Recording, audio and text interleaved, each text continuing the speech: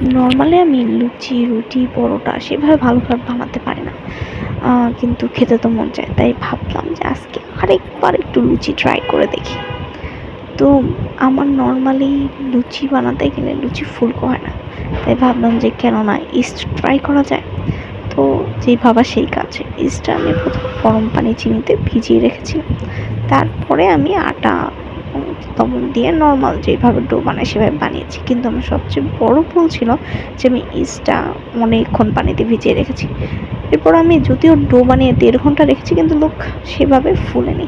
তাই আমি ভাবছিলাম যে ফুলকো হবে কিনা লুচিগুলো, কিন্তু আসলে আমার এক্সপেকটেশন অনুযায়ী ফুলকো হয়েছে।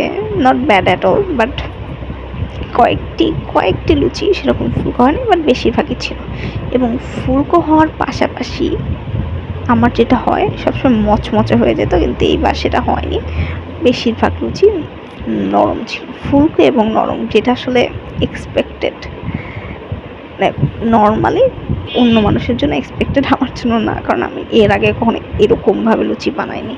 তো ভালো ছিল, এবং লুচির সাথে আমি যে এক্সোটিক সবজিটা খেয়েছি সেটার সাথে যে এত ভালো লাগছিল লুচিটা, খুবই ভালো ছিল।